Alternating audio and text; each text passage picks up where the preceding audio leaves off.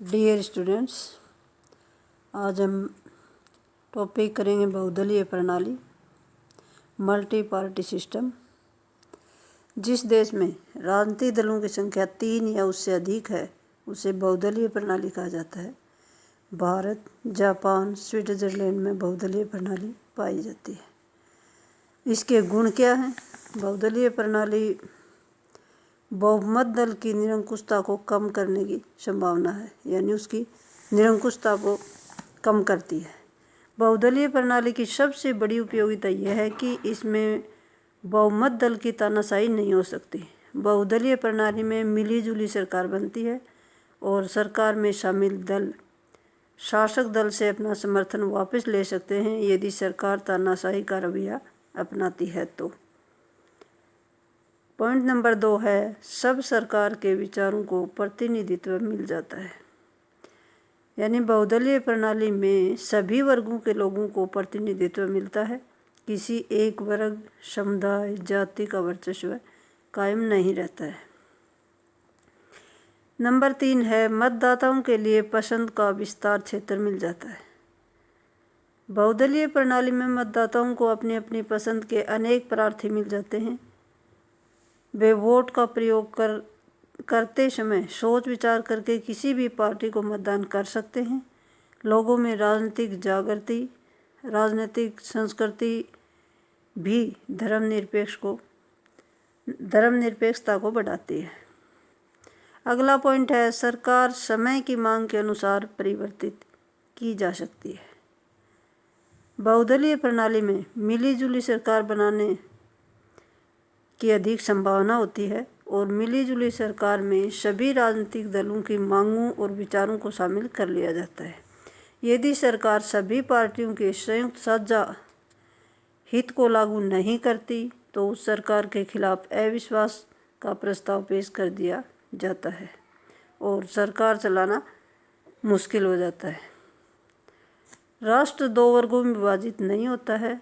इस बहुदलीय प्रणाली का सबसे बड़ा गुण यह है कि राष्ट्र 2 वर्गों में विभाजित नहीं होता, बल्कि प्रत्येक वर्ग के विचारों का प्रतिनिधित्व भिन्न भिन्न राजनीतिक दलों द्वारा किया जाता है।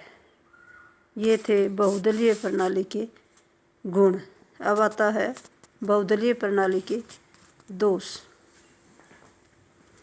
सरकार अस्थिर होती है। बहुदलीय प्रणाली में सरकार स्थिर नहीं हो रहती। कई दलों की मिलीजुली सरकार बनती है। कोई भी राजनीतिक दल किसी भी समय सरकार से समर्थन वापस ले सकता है। उदाहरण के तौर पर 1919 में वाजपेयी सरकार से AIADMK ने अपना समर्थन वापस ले लिया था। इसी प्रकार 1998 में देवेगौड़ा की सरकार से कांग्रेस ने अपना समर्थन वापस ले लिया और सरकार को गिरा दिया। सरकार का निर्माण करने में कठिनाई। बहुदलीय प्रणाली में सबसे बड़ा अवगुण यह है कि इसमें सरकार बनाने में कठिनाई होती है। चुनाव के बाद कोई भी पार्टी बहुमत प्राप्त करने की स्थिति में नहीं होती है और त्रिशंकु संसद बनती है। प्रत्येक राजनीतिक दल खरीद फरोख्त करके बहुमत का जुगाड़ करने का प्रयास करता है। फलस्वरूप 1996 में भारत में लोकसभा चुनाव के बाद किसी भी दल को बहुमत प्राप्त नहीं हुआ और तत्कालीन राष्ट्रपति डॉक्टर शंकर दयाल शर्मा ने श्री अटल बिहारी वाजपेयी को प्रधानमंत्री नियुक्त किया। हालांकि वाजपेयी जी के पास बहुमत नहीं था, लेकिन भाजपा चुनाव में सबसे बड़ी पार्टी के रूप में उभर कर सामने आई थी और 1998 में दोबारा श्री वाजपेयी ने लगभग 25 राजनीतिक दलों के समर्थन से सरकार बनाई और वह सरकार मात्र 13 माह तक चली। 2010 में ब्रिटेन के कॉमन सदन के चुनाव में भी किसी भी राजनीतिक दल को बहुमत प्राप्त नहीं हुआ और श्री कैमरून ने मिलीजुली सरकार का गठन किया था।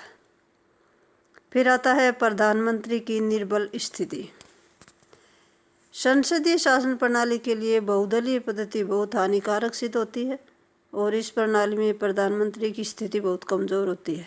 प्रधानमंत्री को अपनी कुर्सी बचाने, सरकार चलाने के लिए अपने सहयोगी राजनीतिक दलों के समर्थन पर निर्भर रहना पड़ता है और प्रधानमंत्री किसी भी राजनीतिक दल को नाराज नहीं कर सकता।